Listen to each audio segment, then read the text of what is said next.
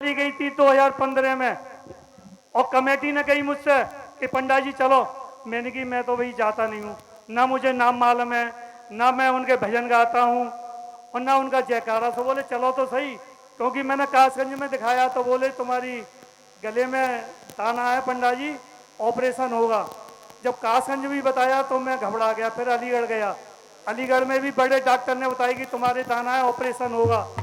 तो मैं परेशान हो गया, मैं अपने घर आ गया कासगंज। फिर मैंने छोड़ दी थी आज, मैंने की नहीं गाऊंगा। फिर कमेटी कासगंज की कि चलो पंडा जी वहाँ बदायूं में आए हैं 2015 में 3 जून। तो कमेटी ले गई मुझे और कमेटी ले जाने के बाद मेरी पर्ची दे दी। मैंने कही पर्ची बोलूँगा क्या, हाथ पर मैंने जयकारा लिखा। भजन की तो बात ही छोड़ दो, जयकारा मैंने हाथ पे लिखा। और प्रभु करीब होंगे 2-3 किलोमीटर होंगे, तो पर्ची मेरी संचालक को दे दी। संचालक के देने के बाद मेरा नाम बोला और मैं चला गया। तो जयकारा जब मैंने माइक अपने हाथ में लिया तो मैं जयकारा तो भूल गया। मैंने हाथ देखा, हाथ को भूल गया, कुछ न भी नया। प्रभु आ गए। जब प्रभु आ गए तो प्रभु, एक माइक मेरे पास और एक प्रभु के पास। तो मेरी वार्तालाप प्रभु से, भाई कहाँ से आए हो, उनने सब बता दी कि पंडा जी जांगड़ पार्टी चलाते हो, तुम्हारी आवाज़ चली गई है, इस मारे आए हो यहाँ पे।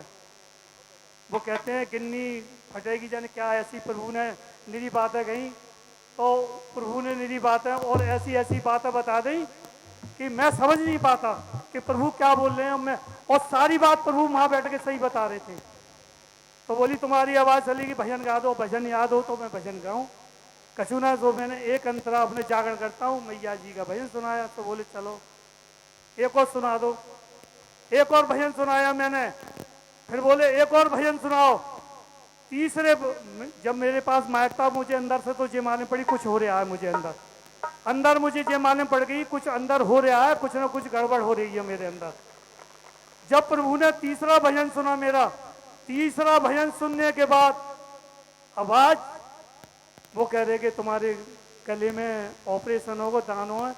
मुझे तो यही ना मालूम पड़ी कि दानों है कि क्या चीज़ है। आवाज़ मेरी जितनी आवाज़ ही बात, आवाज़ 440 वोल्ट की आवाज़, पूरा 1 लाख 2 लाख पंडाल में आवाज़ मेरी गूंज गई। तो बोले पंडा जी आवाज़, मैंने की, मैं बस बैठ गया कि मैं सब जगह गया तो वहाँ ये बता दी, कहते नहीं है प्रभु की कृपा किसी पर कब हो जाए कोई पता नहीं है। मेरे पास कृपा हुई तो तुरंत 2 मिनट नहीं हुए तब मेरे भजन गाने के मेरी आवाज़ आई। तो प्रभु ने एक ही वचन लिया मुझसे कि पंडा जी जागरण, सत्य की चर्चा कभी मत छोड़ना और मेरी संगत को मतलब सबको रिझाना। आपको भेज रहा हूं मैं पूरे क्षेत्र में।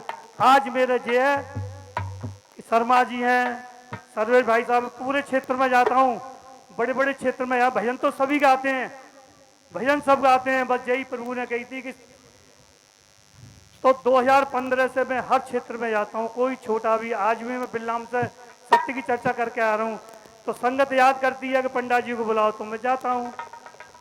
तो प्रभु की कृपा है, आप पे भी कृपा है कि आप सत्य की चर्चा में मौजूद हो, आपका भी इसका फल मिलेगा।